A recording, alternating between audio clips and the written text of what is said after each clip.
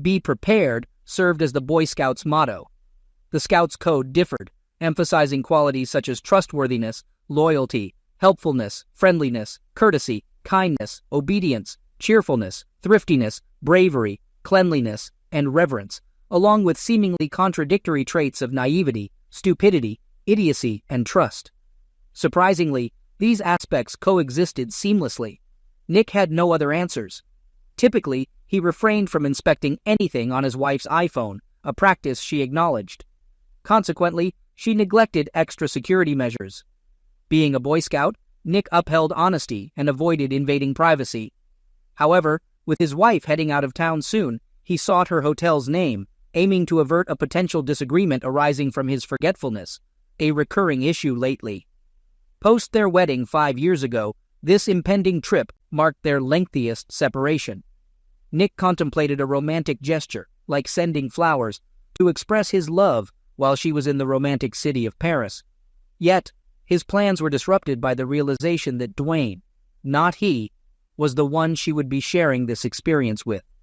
Entering his wife's phone code, their wedding date, Nick found himself perusing WorkSafe emails exchanged between Linda and Dwayne.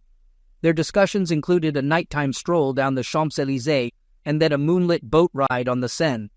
Almost as surprising as the affair itself was the fact that Nick's wife, Linda, and her lover, Dwayne, exchanged messages using their work email accounts.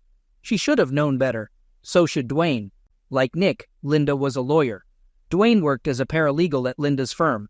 All three, Nick, Linda, and Dwayne, had experienced enough document handling and major litigation. Huge teams of lawyers and paralegals read each of the hundreds of thousands of emails received or considered as part of document discovery. There was always a story about an affair by one or two idiots, and then the lawyers would try to figure out if the affair was relevant, and if so, how to limit damages. Nick didn't really pay attention to what Linda had told him about the trip and the name of the hotel where the team would be staying, because something funny was going on at that moment.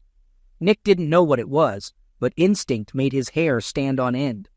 5 years as a lawyer listening to clients lie, and listening to lawyers carefully avoid lying by not telling everything, had made his listening skills sharp. And something was wrong when Linda initially told him about the trip, a very boring arbitration case that would keep them so busy they wouldn't even be able to enjoy the sights. She said it without looking at him at all, and a little too flippantly. She knew Paris was one of Nick's favorite cities, and they always talked about going together because Linda had never been there. Nick discovered her response to be peculiar, but the worst-case scenario had not even crossed his mind. Yet, the content of the email he was presently reading seemed like a direct stab into his heart. Dwayne had suggested the idea of letting go of the Boy Scout for them to spend more time together without worry. Linda expressed that she felt safe with him. Nick questioned her about deceiving him behind the Boy Scout's back, making him excited. Uncertain about what to do, Nick decided to print the email on the Wi-Fi printer in the basement, just in case. As a seasoned lawyer, his initial task was to preserve the evidence by printing the letter and placing it in his computer bag. Nick took a moment to think. He was certain about what he wanted to do. In his view, he had a win-win option: feign readiness to kiss her, then abruptly collide with a tree in the woods behind the house. Dwayne, on the other hand, would face less mercy before causing damage. Nick needed to think, and thinking was what defined him as a lawyer. He was paid to utilize his brain, not his muscles, and he had to think quickly because Linda had gone for a run and would return soon. Before he could delve into his thoughts, he had to complete his assignment and find a hotel, not to send flowers. He wasn't sure why he needed that information, but he sensed a purpose. La Clef Tourfell, near the Trocadero, across the river from the Eiffel Tower, a 5-minute walk from the International Chamber of Commerce, where Linda and Dwayne would be working on their arbitration case with the rest of the team. During the lovers' free time between hotel rendezvous, he had to conduct a quick computer search on Virginia's divorce laws, drawing from his bar exam days 5 years ago. It was always good to check. Infidelity was grounds for divorce, and could impact matters like alimony and property division. However, there were objections to the charge of infidelity, one being convenience. The defense was to discover the infidelity and then willingly resume coital relations and continue living together. Hence, he needed to leave the house promptly. Confrontation? Not yet. His plan was to unleash total shock and awe on her. With no uncertainties, he aimed to dominate the battlefield to end this marriage, even if it meant lying. It conflicted with Scout law, but this was war. After all, Churchill stated, "In war, truth is so valuable that it must always be accompanied by a bodyguard of lies." Nick's lies now served a more critical purpose. None of them were under oath anyway. He went up to the bedroom, swiftly packed, and placed the suitcases by the front door. Just as he gathered the necessary paperwork, bank and credit card statements, 401k and IRA accounts, car papers, paycheck statements, mortgage statements, and Linda's latest student loan balance, she returned from her run, and he heard her in the kitchen as he ascended from his basement office. Upon observing her drinking Gatorade, he decided to feign concern, appearing out of place.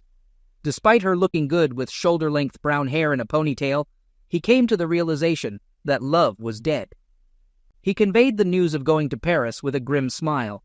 Linda's face lost its color, and her blue eyes paled. In response to his announcement, she quickly regained composure, asking if it was Paris, Virginia. Nick explained that Sven had called, informing them about testifying in his insurance case and the need to prepare a witness. He mentioned the complications arising from losing a motion to compel, causing chaos in the court schedule. Nick anticipated being on the road for a few weeks, with the possibility of stopping by to do laundry from time to time. Linda, adopting a suitably concerned expression, remarked sympathetically, suggesting that maybe his firm was recruiting. Nick expressed a preference for her version of Paris. Linda, noticing worry returning to his face, then smirked, teasing him to send her a resume, hinting at the possibility of considering him for a job. It was a playful jab, considering Linda's law school ranked higher academically than Nick's. Perhaps feeling guilty, she gestured as if about to hug him, but Nick turned and headed down to his office before she could close the gap. The visions of him punching her in the face resurfaced, and he wasn't sure he could keep them under control. Rising, Linda inquired about his dinner preferences. He informed her that he couldn't stay and would grab something on the road, mentioning Sven's excitement and eagerness for him to hit the road immediately. He spoke while walking through the kitchen, and Linda followed him to the door, appearing a bit worried as he took the suitcases and headed for the exit. For a goodbye kiss, she pressed her lips together, expressing regret that she might have a cold, citing a sore throat in the afternoon. Linda followed him to the car as he loaded it up. He answered her question about his return, stating that it probably wouldn't be until Friday at the earliest. After Paris, they were heading to Roanoke, and the following week, they had to go to Baltimore.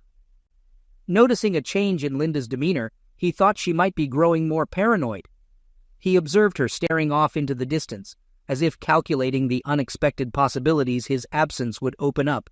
He waved goodbye and drove away from the driveway, hoping she'd assume he was busy with work and annoyed at being called in on a Saturday. His acting skills weren't capable of much more than that right now, but he suspected she was already planning to ask Dwayne out. Nick drove until he reached the nearest shopping center with a coffee shop. Like most lawyers, he thought better on paper. Sipping his coffee, he began making a list of cases. He paused for a moment to realize that he had never once thought about reconciliation. It wasn't even an option. Retribution would be inevitable. The only question was the degree. He was interrupted by the phone ringing, and upon not recognizing the number, he impatiently answered. The caller introduced himself as Sam Granger, explaining that he obtained the number from old real estate records. Granger quickly got to the point, stating that he was in the business of buying old houses to tear them down and build McMansions. He acknowledged the general disapproval of his work, but noted that people tended to dislike him less when presented with a check. Nick didn't have much time to react, only thinking about how the house wasn't old but cozy. He wondered why Granger was talking about tearing it down. However, his rational mind took over. Granger expressed his interest in buying Nick's house to tear it down, mentioning that he couldn't guarantee the timing of new construction, especially with county permits. He clarified that his profits came from renting out the new properties quickly. Despite Nick's initial surprise and confusion, he could hardly contain a Grinch-like smile at the prospect of a potentially good offer, especially if he and his wife were motivated to sell. Linda had picked out a house shortly before their wedding. It was an old ranch house, but with a nice yard that looked right out onto a patch of woods with a creek running through it. It was close to major highways, but was quite secluded and peaceful. What finally won her over was the treehouse in the yard across from the bedroom window. She appreciated that the house was suitable for children. Nick, on the other hand, liked the price and the convenient location, being only 20 minutes from a major metro parking lot. The prospect of a 30-minute train ride to work seemed like a reasonable option for the neighborhood. Nick addressed Mr. Granger, expressing that he would be occupied with work for the next few days, making it challenging to ensure access to the property. Granger insisted on being called Sam and reassured Nick that he didn't need to see the inside, emphasizing that it was a demolition job and he had already assessed it from the outside. Nick agreed to meet on Sunday morning, informing Sam that he would likely handle the deal closing himself by executing a power of attorney for his busy wife. Sam had no issue with this arrangement and offered to provide the necessary form. Nick noted the address and began outlining a plan. Reflecting on Linda's reliance on her Boy Scout, he pondered the irony that Lord Baden-Powell, the founder of the boys' movement, had drawn inspiration from military scouts, emphasizing skills such as stealth, cunning, and self-reliance. Considering an ambush strategy, he knocked over his empty coffee cup and went to his car for privacy. Nick dialed a number on his cell phone and then another, addressing the person who answered as Frank. He urgently requested a favor, needing it immediately. Frank Barry was a private investigator during his 5 years as a corporate lawyer. Nick made it a habit to assist poor people with their legal problems pro bono. This aligned with his ideas of public service. Additionally, he received a per-hour fee from his firm for doing so, and real courtroom experience, something his day job usually didn't provide. One of his law school classmates recommended Frank to assist with a nasty divorce case in which a stepfather was coitally abusing his stepdaughter. Frank's evidence allowed him to apprehend a boyfriend when the sluggish police response failed, and thanks to that evidence, the divorce case was resolved promptly. Frank listened attentively as Nick explained what he had learned. He inquired if Nick believed his wife would invite the other person into her bed that night and commented on her perceived brazenness and arrogance, highlighting her academic achievements. Frank expressed his determination to handle the situation himself and conveyed gratitude to Nick, mentioning the positive publicity the Rivera divorce case had brought him. Nick acknowledged Frank's words, expressing appreciation. He then informed Frank about a house in the backyard that might be useful for his purposes. Nick described how it opened right into the bedroom, where Linda liked to practice martial arts with the curtains open. He shared that there was a way to access it by going through the woods and jumping over the creek after dark with no fences or dogs. Nick provided details about a service road on the other side where one could park. Expressing his thanks, Nick suggested placing a camera outside aimed at the front of the house to monitor the comings and goings. Nick and Frank discussed using Harry for a divorce, with Nick confirming that he indeed wanted a divorce. Frank acknowledged Nick's decision and mentioned being familiar with how Harry preferred to have the affidavit and report done. He expressed confidence that they would find out the truth soon. After the conversation with Frank, Nick reached out to Harry. Harry initially thought it was about the law school reunion, but quickly realized it was something else. Nick clarified that he wanted to hire Harry because Linda was cheating, and he wanted to take legal action. After bringing Harry up to speed on the situation, Harry suggested that Nick come back the next day. Despite it being Sunday, Harry had some paperwork to deal with at the office and planned to stop by. He proposed starting the process and acknowledged that Nick seemed to have already addressed the issue of avoiding infidelity. Nick informed Frank that Harry was dealing with clear and convincing evidence, highlighting the challenge of the financial settlement, as Linda, being a lawyer at a large firm, had the resources to prolong the case with the support of her colleagues. Despite this, Nick assured Frank that he would handle the situation and believed they could settle it amicably. In the next conversation, Nick spoke with Harry, expressing the intention to settle the matter civilly rather than seeking vengeance. Harry acknowledged Nick's approach and agreed to see what he could come up with. Nick's final call was to Maggie, and the initial silence was palpable. Nick explained that he needed her help regarding Linda's infidelity. He apologized for past mistakes, acknowledging their affair and letting Linda cut Maggie out of his life. Despite Nick's emotional plea, he left Maggie to process his request. Eventually, she agreed to help, expressing gratitude for Nick's ability to make her laugh. She even teased him about meeting her new partner and proposed a dinner date when the dust settled. He needed somewhere to hide out for a while and make a plan of action. So, he found an extended stay hotel outside the Beltway in Fairfax, far enough away from the usual places he and Linda frequented that he wouldn't be spotted, settled in, and went to get some food. He wasn't particularly hungry, but he knew he needed something in his stomach to digest the drinks he was about to drink. The restaurant, called El Mariachi, was across the street from the hotel. It would be enough because the free Joels and cheese would just make him sick. As the hostess sat him down in a booth, he saw the bartender looking at him. He seemed vaguely familiar, but Nick put the thought out of his mind. He had enough to worry about at the moment. To see pupusas on the menu meant that the restaurant was a Central American establishment pretending to be Mexican. Most Americans didn't know the difference. Along with his meal, he ordered some cheap tequila. He knew the next day's hangover would be brutal, but he considered the pain part of the rite of passage.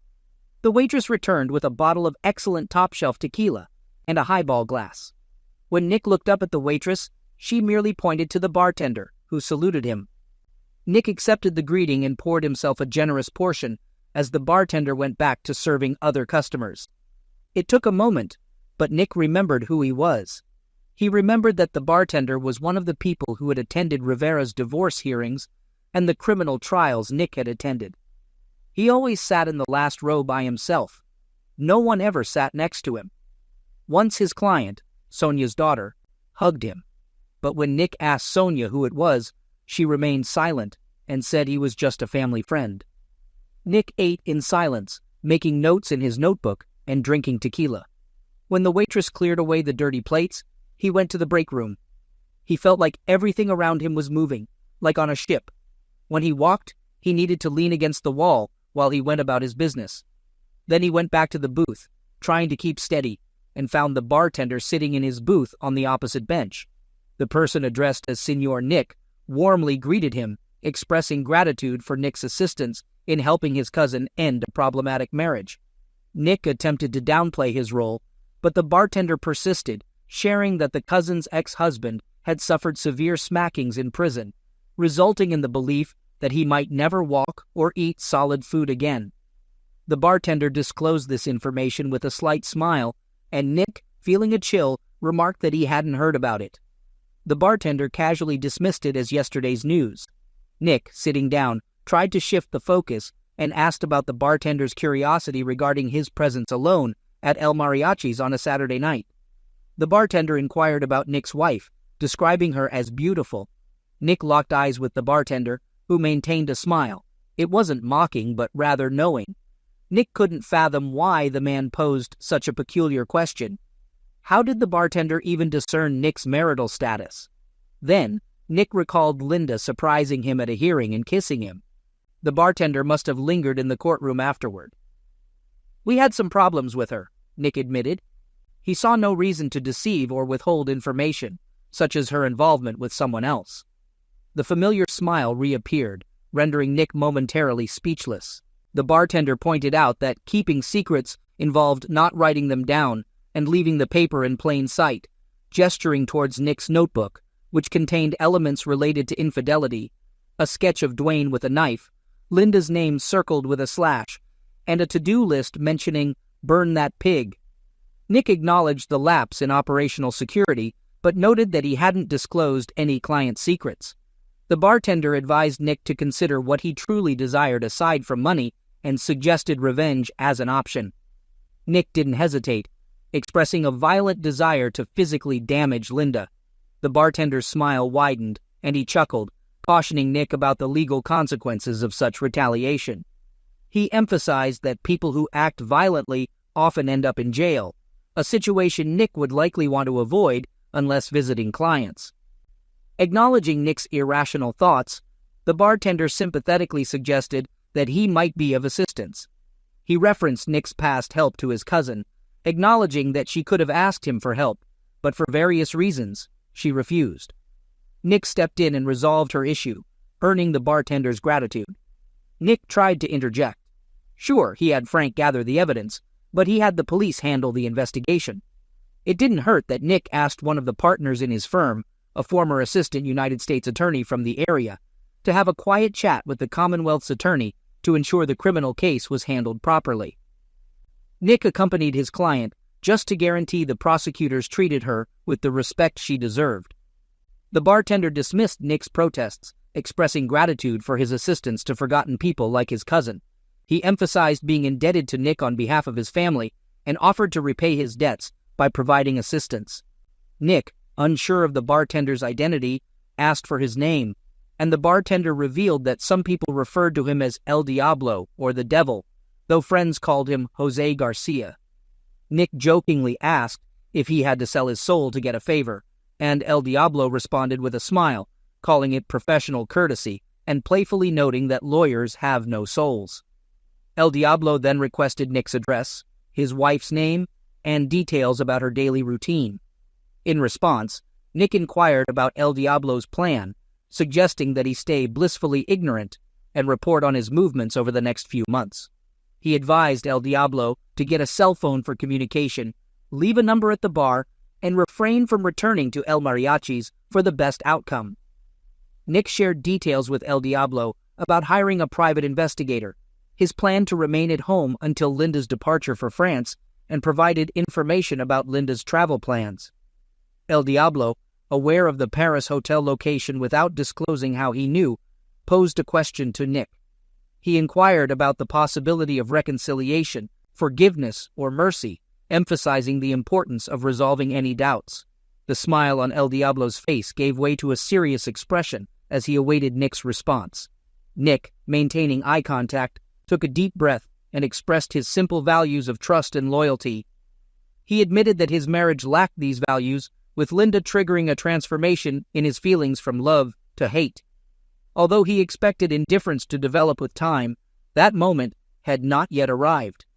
El Diablo, after hearing Nick's sentiments, reassured him that there was no chance for reconciliation. He concluded the conversation by telling Nick not to worry about a thing. The waitress brought the bill, and El Diablo dismissed her, letting Nick tip generously.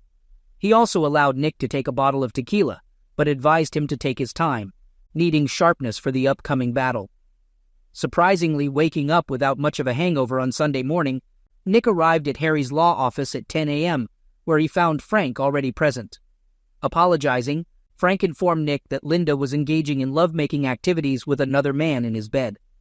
Despite receiving a video copy, Nick was cautioned by Harry against watching it. Harry intervened, advising Nick against any reckless actions.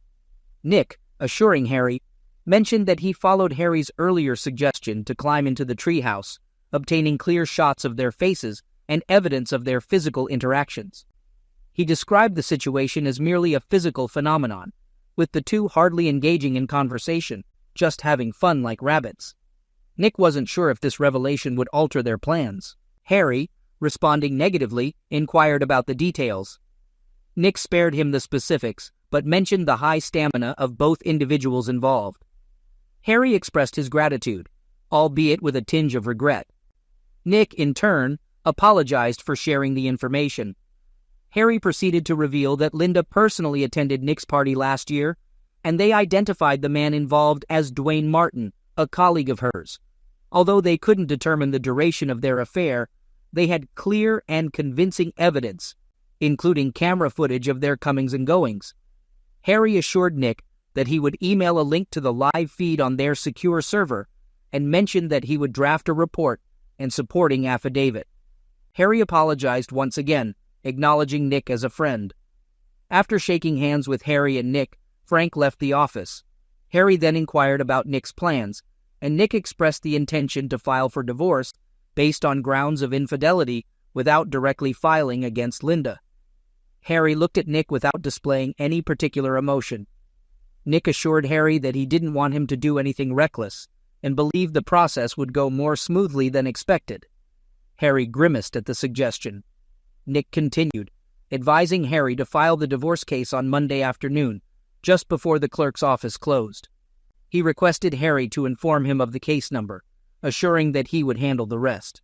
Nick reminded Harry that he didn't practice criminal law well and wouldn't be able to assist if Nick encountered legal trouble. "You'll be pleasantly surprised," Nick declared as he exited. His next destination was a meeting with Sam Granger, proving highly productive. Nick discovered they could sell the house for over $100 of the mortgage, without a real estate agent's commission. Linda would be delighted. Nick pledged to have the necessary paperwork ready for a swift deal closure. Exiting Sam's office, Nick checked his phone. No messages or calls. She must still be enjoying time with Dwayne. Nick took the chance to urgently request 2 weeks of vacation, or he would quit, leaving his boss, Sven, in a panic. Luckily, Sven granted the request, given a temporary lull in business. With the groundwork laid, Nick returned to the hotel to focus on the real work. By Monday evening, he was prepared. Throughout Sunday night and Monday, Linda left unanswered voicemails. Nick conserved his energy for Tuesday morning. Thanks to Frank's front-facing camera, Nick knew Dwayne spent Monday night there, likely leaving for work around 8 a.m. Linda would depart around 8:30 a.m. So, at 7 a.m., Nick walked in yelling, "Honey, I'm home." Upon hearing brisk footsteps upstairs, Nick observed Linda, who appeared disheveled and shocked as she descended in her robe. Linda greeted him with attempted cheerfulness, expressing surprise and panic. Nick, maintaining a cheerful tone, apologized for not returning her calls, attributing it to the demands of being on the road. Disregarding the wine glasses, he headed to the dining room, and Linda, unsure of how to prevent him from reaching Dwayne, stood in the doorway. A knock on the door caught Linda off guard, and Nick asked her to answer it. As he spread papers on the table, Linda opened the door, expecting a bailiff with divorce papers. Instead, Maggie entered and greeted with a simple, "Hi." Linda watched curiously as Maggie unpacked her briefcase at the dining table. Nick, feigning sincerity, apologized to Linda, expressing the need for a renewed power of attorney due to potential financial or medical issues during their travels. He also mentioned an offer to refinance his mortgage and apologized for the short notice. Linda, after some initial tension, inquired about Maggie. Nick introduced her as Maggie, and Linda visibly relaxed. Despite having a lover hidden upstairs, she felt events weren't entirely out of control. With a smirk, Linda referred to Nick as her Boy Scout, emphasizing his readiness and claiming it was just the way she was, though her eyes remained wary. Handing Linda a pen, Nick began rearranging papers in front of her, explaining that the check marks with arrows indicated where she needed to sign. Linda, expressing trust, responded with a wide smile and promptly signed all the papers in front of her. He hoped that was the case because otherwise he wasn't going to get anywhere. But he who dares wins, as they say. While Linda signed each document, Nick organized them and handed them to Maggie, who lined them up and notarized them. "Mrs. Buford, do you have a photo ID?" asked Maggie. Linda got up from the table to find her purse. Maggie and Nick exchanged glances, but both had to quickly lower their eyes to the table to keep from laughing. Linda brought her driver's license to the table. Maggie took a picture of it with her phone and wrote the information in her notary journal. Linda offered coffee, but both Nick and Maggie declined. While Maggie recorded the notarized documents in her journal, and Nick sorted everything into different folders, Linda looked up, expecting Nick to attempt something and calculating her next move. Maggie left, stowing away all the tools, and smiled at Nick when Linda wasn't looking. Nick gave Linda a break, stating that he needed to have a teleconference and would go down to his basement office to do so. Linda's shoulders relaxed. For now, she would have time to escort Dwayne out the door and erase any trace of his presence before Nick reappeared from his man cave. Nick went downstairs to give her the illusion that she was still fooling him. He pretended not to hear Dwayne's heavy footsteps descending the stairs, or the sound of the garage door opening so Dwayne's car could pull out. But upon hearing the sound of the shower running in the master bath, Nick gathered everything he had, walked out the basement door, and left in his car without a word to his loving wife. 2 hours later, after a hearty breakfast at the diner, Nick was in Harry's office. Harry appeared shocked as Nick explained that he had managed to get the wife to sign a form, CC 1406, agreeing to the service of the divorce petition on her and waiving service of court notices and notices of any future proceedings. Harry examined the properly notarized form that Nick presented, and Nick confirmed that it was indeed signed. Harry sought clarification, asking if Nick had also persuaded his wife, an experienced attorney, to sign a property division agreement. This agreement included provisions such as giving Nick all the proceeds from the sale of their house and its contents, the cars, and Linda's jewelry. Additionally, it granted Nick full discretion over the disposition of Linda's personal belongings and allowed both of them to walk away with their respective retirement accounts, with no alimony in Linda's favor. Nick affirmed these details, emphasizing that Linda, who earned more money than him, willingly agreed to leave the marriage with approximately $125,000 in retirement contributions and about $200,000 in undergraduate and law school debt, according to the documents. Harry, seemingly skeptical, remarked that Linda had a generous nature. Harry then turned his attention to the affidavit Nick claimed Linda signed, admitting to cheating and acknowledging the presence of her lover in the marital bedroom at the time of signing. Nick confirmed these details and referenced an email correspondence where Linda discussed staying with her lover because he aroused her. Nick, showing no visible emotion, asserted that the documents spoke for themselves. Harry glanced at the papers, looked up at Nick, and started to smile but suppressed it, twisting in his chair. He expressed frustration, mentioning his intention to file all the presented documents. Harry, feeling embarrassed, acknowledged Nick as a respected member of the bar and a friend from law school. He admitted being unaware that Nick was fabricating the situation and stated that everything appeared fine to him. Harry, addressing the court, suggested disbarment for Nick, emphasizing the violation of trust by his client. Nick, understanding the situation, inquired about the notary's potential role as a witness if needed. Harry confirmed that the notary could testify that Linda signed the documents and might mention seeing her scrutinize them. However, Harry refrained from providing an opinion on Linda's understanding of the document contents. Nick agreed to the plan, and Harry mentioned that he would file all the documents, including Frank's affidavit and report, which contained attached photos and a DVD. Harry intended to keep it out of the electronic file temporarily to prevent it from making the news. Nick emphasized the importance of keeping things quiet, considering Linda's impending departure for Paris in a little over 2 weeks. He asked if Harry knew anyone at the county courthouse. Harry mentioned Seth, a day student from the year after them, currently clerking at the county courthouse to build up his resume. Harry believed Seth might be able to expedite the process, but he cautioned that if the judge wanted live testimony, the entire plan could collapse, and Linda would need to make a decision. Nick informed Harry that Linda did not want to contest the case on fraud once she understood the situation. He mentioned that if things took a negative turn at that stage, he might have to let go of Harry's services, to which Harry agreed. Nick expressed a desire to hear the full story someday, but conveyed his reluctance to discuss it at the moment. Over the next 2 weeks, Nick successfully maintained a distance from Linda.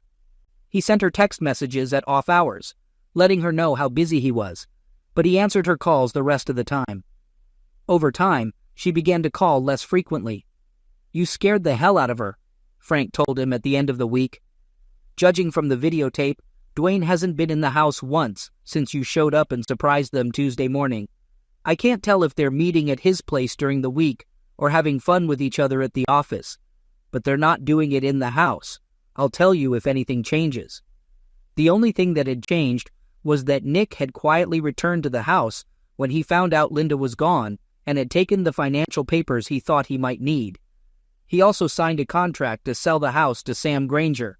The transaction was to take place during Linda's first week in France. The rest of the time, Nick went to the gym, did some leisure reading, and pondered how he had gotten to the point where he was 30 years old with his life in such disarray. He told Sven that he needed a few more weeks off, and Sven reluctantly agreed. "She's having fun with him at the house again," Frank said Saturday, a week before Linda was scheduled to leave for Paris. "Thanks for the heads up," Nick replied. He didn't care, but he knew that once he got rid of the house, he'd rather burn the sheets than sell them.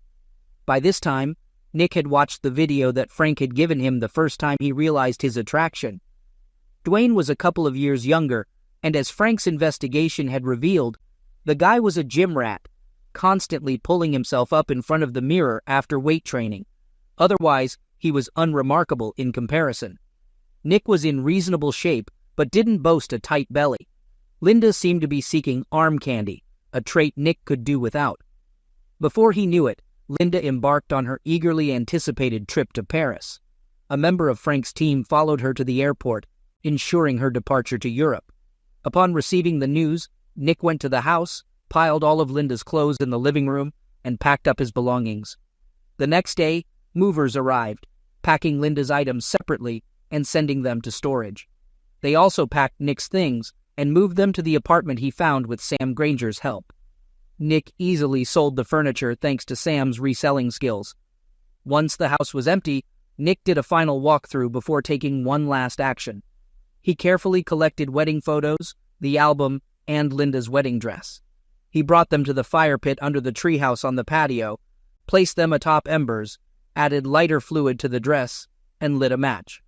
As everything burned, Nick was pleased with the level of detail captured in the video, even discerning details in each photo as it joined the flames. A day later, Nick closed the sale of the marital home, using Linda's power of attorney to sign on her behalf, a move she should have scrutinized. With a separate financial power of attorney, Nick deposited the house sale profit into his personal account, certifying it on behalf of his wife as her attorney in fact, and closed the joint accounts 3 days later. Still, in the initial week of Linda's French trip, a construction crew razed the house. Days later, they cleared the debris, starting preparations for the site. Unfortunately, the tree with the treehouse had to be removed for a planned gazebo. However, construction halted once only an empty square of land remained, due to issues in the permitting process. Nick and his law school friend at the county permit office believed the problem would resolve upon Linda's return, with proper forms submitted and approved. Throughout this period, Nick ignored all of Linda's attempts to contact him, not responding to calls, emails, or voicemails. El Diablo, using the landline, informed Nick that Linda and Dwayne appeared stressed and didn't look their best, suspecting something was amiss. Nick asked how El Diablo knew, to which he simply claimed to have connections everywhere, even in Europe. El Diablo inquired if Nick wanted Linda's wedding and engagement rings, and upon Nick's refusal, asked if someone else could acquire them. Nick agreed. 2 days before Linda's return from Paris, Nick visited Harry's office, receiving an unexpectedly swift divorce decree. Seth, tight-lipped, facilitated the process, and Nick opted not to inquire further, congratulating himself on his newfound single status. Harry provided a copy to send to Nick's ex-wife, expecting her delight. As Nick was getting into his car outside Harry's office, his phone rang. Receiving a call from an unfamiliar number, Nick recognized El Diablo's voice as soon as he answered. El Diablo advised Nick to take a vacation immediately, suggesting he go to a place with a lot of people who know him and can confirm his presence. El Diablo ended the call abruptly. Nick, understanding the urgency, realized he hadn't seen his college friends in New York for a while. Luckily, they had free schedules in the next few days. That afternoon, he hopped on Amtrak, attended shows, explored museums, and shared meals with friends, most of which he paid for with a credit card. Nick also tipped generously at the hotel to ensure the staff knew who he was. During his stay, he express mailed a DVD copy of him burning Linda's wedding dress and album to Linda's parents' home. Late one Sunday night, while savoring coffee and cake at Little Italy in Manhattan, Nick received a call from his father-in-law. His father-in-law informed him that Linda was in the hospital and going through a difficult time. Nick inquired about the reason behind her condition. His father-in-law explained that Linda had returned from a business trip on Friday and, along with a colleague, had been kidnapped at the airport. They were medicated and only managed to escape that morning. Unfortunately, Linda's colleague had been severely smacking. Nick could sense the emotional strain in his father-in-law's voice. Once upon a time, Nick might have felt sympathy. However, he asked about Linda's condition. The father-in-law explained that when Linda woke up, she found herself covered in tattoos with derogatory inscriptions, labeling her as a fancy woman and a strumpet. Soon after awakening and realizing this, an individual wearing a mask entered and physically assaulted her, breaking her nose and causing 2 black eyes. Nick couldn't help but be impressed by the severity of the situation. Really, it was the cherry on top of the ice cream. He would have been happy if Linda had realized that he had betrayed her in court, just as she had betrayed him in marriage. But this was just a rainbow pleasure of joy. It would be worth an immortal soul if he could give it away. Expressing his condolences, Nick acknowledged that he was currently out of town and inquired about what his father-in-law would like him to do. Detecting surprise on the other end, his father-in-law emphasized that Linda was Nick's wife. Nick, without much emotion, clarified that they were divorced, and the order was issued the previous week due to Linda's infidelity with the man she was traveling with. When his father-in-law seemed confused, Nick coldly mentioned having a video of the infidelity and offered to send a copy. The revelation left his father-in-law in stunned silence. Nick, displaying a lack of empathy, stated that Linda was no longer his problem, and his father-in-law would need to take care of her. His father-in-law, expressing frustration, accused Nick of causing the situation. Nick, unapologetic, explained that he had been in New York celebrating his divorce since Wednesday. He acknowledged the father-in-law's upset state and hoped for Linda's recovery, but conveyed that they had nothing more to discuss. Nick then ended the call. It occurred to Nick at that moment that the stress of city life had been too much lately. He sent Sven an email saying that Sven and the firm could go to hell, respectfully, after all. A quick internet search revealed that there was an REI store in Soho, and Nick got himself some new hiking and camping gear. Linda had never liked camping, so this was a chance to reconnect with her. Scouting past the hotel was very accommodating, and agreed to leave his luggage for a while for a reasonable fee, and Nick was on his way to the Adirondack Mountains to commune with nature until things calmed down.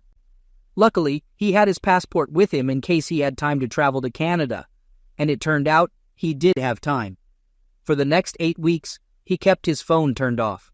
Initially, he assumed some disturbed woman had taken possession of his ex-wife's phone, given the multitude of messages, including frantic screams and cries. He listened to just a couple and deleted the rest. There were numerous crazy emails, too. Her account must have been hacked. Reading through all of this seemed impossible. He hoped the troubled woman responsible would find the help she desperately needed. After 8 weeks, Nick, Frank, and Harry gathered for a drink. Harry clarified that he had terminated their ties with the attorney right after serving Nick the divorce decree, a piece of information Nick admitted to not having checked yet. As they settled at the table, Frank described the aftermath as a serious situation, likening it to a typhoon of destruction. Harry, with a sense of dark humor, found amusement in the widespread chaos. Frank began recounting the events, detailing how Linda, accompanied by her parents, had a meltdown upon seeing the vacant lot where their house once stood. Her emotional breakdown escalated as construction workers arrived, and her tattooed face became a source of laughter among them. Despite her visible injuries and the duct tape on her broken nose, the offensive tattoos on her face, neck, and arms were prominent. Harry took over the narrative, indicating that the work on her face was particularly well done, making the text highly visible on camera. The derogatory phrases included fancy woman, puta, and explicit statements about her preferences. In the afternoon, Linda, along with a couple of lawyers from prominent firms, arrived at Frank's office without an appointment. Frank deliberately made them wait for 15 minutes, ensuring that his loaded Glock was in his desk for safety. Grateful for Virginia's firearm laws, Frank eventually faced their anger, enduring discussions about emergency motions, bar complaints, and contempt proceedings. Despite the tension, Frank couldn't help but be aware of the visible ink on his face, done in red and blue for maximum visibility. When he finally shifted his attention, Frank questioned the nature of their problem and challenged them to identify any false statements in the documents. The lawyers hesitated and looked at each other. Frank then asked if the dispute revolved around Linda's infidelity, to which they all affirmed. Taking control of the situation, Frank played the videotape that had been recording while they waited. The footage clearly showed Linda engaging in lovemaking activities with someone other than her husband in the marital bed. The lawyers, caught off guard and seemingly unfamiliar with the case details, exchanged confused glances. Linda began shouting about not having a chance to explain, claiming that she never agreed to let Nick sell the house and accused him of burning her personal belongings, including her wedding dress, pictures, and album. Frank presented copies of powers of attorney, including one for the house sale, and the property settlement agreement, which granted Nick authority over her personal items. He pointed out that Linda was fortunate to still have her clothes. When Frank questioned if she contested her signature on the documents, Linda admitted to it, but insisted she hadn't agreed to the contents. Frank pressed further, asking if her defense rested on not reading what she signed, and warned her about the potential consequences during cross-examination in court. Linda fell silent, and when Frank referred to the accurate affidavit she signed, admitting her lover's presence during the signing, she lost consciousness. Despite attempts to revive her, she refused to go to the hospital. Later, she complained about tattoos and her boyfriend being assaulted, to which Frank clarified that Nick was out of town and likely had no involvement. Dwayne's altercation may have been with another angered party, thinking Linda was defending him. Frank directed them to the Fairfax Police Department for criminal matters. The drama continued as they discussed filing a motion for reconsideration. Frank received an anonymous email with links to videotapes of Linda and Dwayne in Nick's bed during their escapades in front of Paris, warning of widespread distribution if she persisted. Frank informed Nick about this, stating that these were friends Nick had assisted and who pledged to protect him by activating the send button if Linda persisted.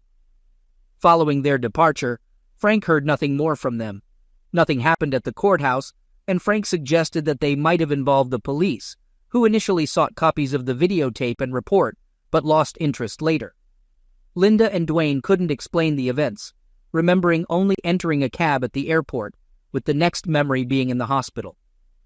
Linda woke up in a shabby hotel, endured a punch to the face, and found her way to the hospital, discovering that room charges, room service, and minibar expenses were billed to her credit card. This time, Nick disclosed that the hotel manager, along with New York police officers, had verified his stay, contacting his New York friends who affirmed his active schedule in the city.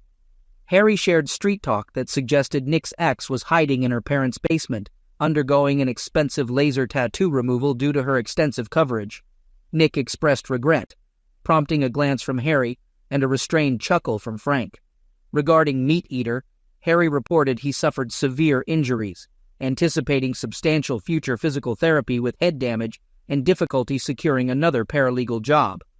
Both were let go by their firm due to relationship breakdown during the trip, adversely affecting the arbitration with missed details, unprepared exhibits, and issues with lost witness notes. The client expressed dissatisfaction, leading the firm to make sacrifices to retain the client for future work. Frank praised Nick, hinting at a future revelation of how he accomplished it. Nick innocently asked, "Managed what? I'm a Boy Scout." Maggie, waiting in the car, expressed her willingness to vouch for watching Linda review each document before signing, but couldn't estimate the time spent. Nick suggested discussing over dinner and treating Maggie for helping him gain his freedom. Maggie clarified, dispelling the notion of a boyfriend, prompting Nick's surprised reaction. She directed him to take her home, ready for a lengthy apology. Nick agreed with a smile, but mentioned a quick stop at the post office to send a card to a friend, featuring a Boy Scout emblem, asking if she felt safe at the moment.